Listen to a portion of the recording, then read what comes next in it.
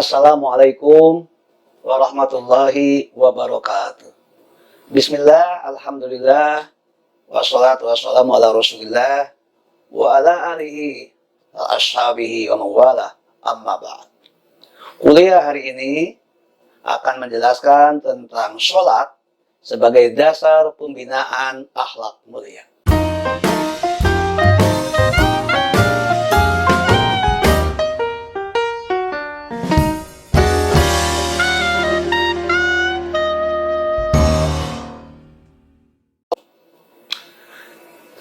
Secara bahasa, as-sholatu atau sholat adalah ad-du'a.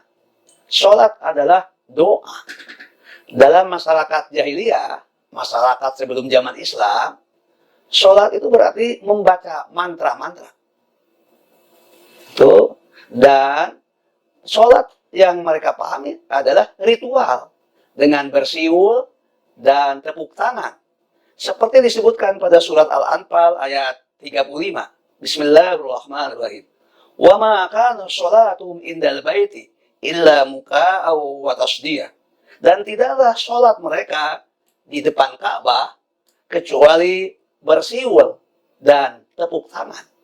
Itu artinya sholat dalam masyarakat jahiliyah adalah bacaan, yaitu pembacaan mantra, dan gerakan, yaitu bersiul dan bertepuk tangan.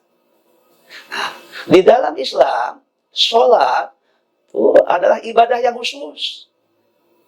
Di dalam sebuah kitab, atau tepatnya dalam kitab Fathul Qorib, disebutkan, as-sholatu hiya al-ibadatul mahsusah. Tatakawwanu min aqwalin wa af'alin, muftatihatun bitakbir, muhtatimatun bitaslim. Sholat adalah ibadah khusus, terdiri dari bacaan dan gerakan. Dimulai dengan ucapan takbiratul ihram dan ditutup dengan salam. Jadi, sholat itu adalah ibadah yang khusus. Kenapa khusus sedemikian rupa? Karena sholat itu didasarkan atas iman. Itu orang yang tidak beriman, orang yang belum masuk Islam, itu tidak kena kewajiban sholat. Jadi dasar pelaksanaan sholat, dasar perintah sholat itu adalah beriman. Hanya orang beriman yang terkena kewajiban sholat. Lalu, sholat itu memang berarti doa. Tapi yang dimaksud adalah doa seorang hamba kepada Allah. Jadi, sholat itu didasarkan kepada prinsip akidah orang berhubungan dengan Allah. Didasarkan pada prinsip ibadah di dalam Islam, tidak ada Tuhan selain Allah. Tidak ada ibadah kecuali kepada Allah. Dan sholat merupakan perwujudan komunikasi hamba yang beriman dengan Allah. Karena itu, sholat adalah ibadah yang khusus. Yang berikutnya, sholat disebut ibadah khusus karena tata caranya tidak bisa diserahkan kepada inovasi, kreasi, atau ide-ide dari manusia. Sholat itu ditentukan oleh agama. Allah yang memerintahkan, Rasul yang merinci dan memberikan contoh. Karena itu, sholat disebut ibadah mahdhah. Ibadah yang benar-benar murni. Ibadah yang artinya, dalam sholat itu paling inti adalah kepatuhan dan ketaatan atas perintah Allah, lalu atas Rasul sebagai model, sebagai contoh, sebagai teladan. Seperti Rasulullah SAW sendiri menyampaikan sabdanya dalam sebuah hadis, Sallu kama ra'aitumuni usolli. Sholatlah kalian sebagaimana aku sholat. Nah, karena itu, sholat merupakan ibadah yang khusus. Sholat pun juga merupakan imaduddin, tiang agama. Sholat memiliki dua bagian. Ada aspek lahir, ada aspek batin. Aspek lahir berkenaan dengan bacaan dan gerakan. Lalu dibahas dalam ilmu fikih. Ada syarat, ada rukun, ada sholat sunat, itu ada sunnah sholat, dan seterusnya. Itu sudah dibahas oleh para ulama dirinci sedemikian rupa berdasarkan sumber dari Al-Quran dan sunnah Rasulullah Shallallahu Alaihi Wasallam. Yang kedua, sholat itu adalah aspek batin atau dimensi dalam dari sholat. Apa yang dimaksud dengan dimensi dalam atau aspek batin dalam sholat?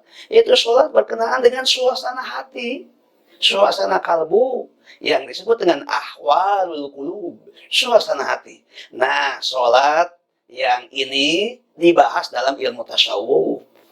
Keduanya harus dipadukan antara sholat dimensi lahir dengan sholat dimensi batin, sehingga keduanya akan melahirkan kualitas sholat yang baik, benar, dan sahih, membawa dampak atau manfaat bagi pembinaan akhlak. Dimensi dalam sholat itu sekurang-kurangnya ada 5. Yang pertama, ketika seseorang sholat, maka diusahakan ketika sholat itu ada tawajuh. Apa yang maksud dengan tawajuh? Yaitu hati menghadap Allah Subhanahu wa Ta'ala. Nah, kata tawajuh berasal dari kata wajud yang artinya wajah. Tawajuh itu menghadap. Dengan wajah secara lahir menghadap ke hadapan Ka'bah atau ke arah Ka'bah yang disebut kiblat. Itu secara lahir, secara fisik. Tetapi yang paling penting lagi adalah bagaimana perasaan yang ada di dalam kalbu tertuju sepenuhnya kepada Allah. Seperti tercermin pada firman Allah, "Inni wajjahtu wajhiya lilladzi fataras samawati wal ardh." Sesungguhnya aku menghadapkan wajahku kepada Allah yang menciptakan langit dan bumi.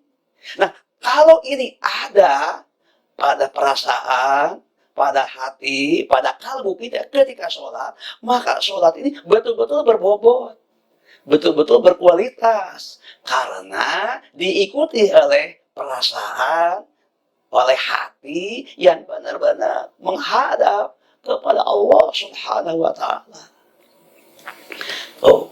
Yang kedua, aspek dalam pada sholat itu adalah munajat. Apa arti munajat? Artinya berdoa dengan ketulusan, dengan kesungguhan. Jadi ketika sholat adalah berdoa. Ketika sholat adalah dialog dengan Allah. Ketika sholat itu adalah ngobrol dengan Allah. Tetapi tidak bisa pakai bahasa kita masing-masing. Harus menggunakan bahasa yang ditentukan oleh Rasulullah Shallallahu Alaihi Wasallam. Seluruh bacaan sholat yang dicontohkan oleh Rasulullah Shallallahu Alaihi Wasallam, jika dipahami, diresapkan, maka keseluruhannya akan membawa orang yang sholat pada suasana munajat, dialog dengan Allah Subhanahu wa Ta'ala, sehingga Allah terasa dekat di hati, terasa dekat di rasa. Benar-benar sholat ini taqarrub ilallah, mendekatkan diri kepada Allah. Inilah yang menjadi perhatian dalam kajian tasawuf, dimensi dalam yang berkenaan dengan hati, dengan rasa. Yang ketiga, ketika orang sholat itu sesungguhnya diusahakan terjadi al-istislam. Apa yang disebut dengan al-istislam? Yaitu penyerahan diri seorang hamba total di hadapan keagungan Allah Subhanahu wa Ta'ala. Hamba ini tidak ada apa-apanya, tidak memiliki apapun, tidak memiliki sesuatu pun, hamba itu tak bermakna, hamba itu tak berarti di hadapan Allah yang Maha Besar, Allah yang Maha Agung, Allah yang menciptakan, Allah yang mengurus, Allah yang mengelola. Perasaan bahwa aku tak bermakna, aku tak berarti, akan membuat hamba itu betul-betul menyadari eksistensi kehambaannya. Betul-betul akan mengikis ego, kesombongan, anania, atau keakuannya. Jadi, inti sholat itu di dalam rasa yang betul-betul memenuhi seluruh kalbu kita adalah yang ketiga, al-istislam, penyerahan diri secara total kehadirat Allah Subhanahu wa Ta'ala. Jika ini diresapkan sedemikian rupa, maka sholat itu akan menguatkan kerendahan hati, akan mengikis kesombongan, akan menjadikan hamba yang benar-benar membutuhkan Allah, berserah kepada Allah, menghadap kepada Allah dalam totalitas hidup dan kehidupannya. Yang keempat, di dalam sholat dimensi batin atau dimensi dalam yang melibatkan al-zauq, rasa, dan ar-ruhi, spiritualitas, adalah al-ikhlasu, ketulusan. Ikhlas itu dari kata kholaso yang berarti bersih, jernih, bening. Ikhlas dari kata akhlaso, yuhlisu, ikhlas adalah berusaha memurnikan, menyernihkan, dan membeningkan. Maksudnya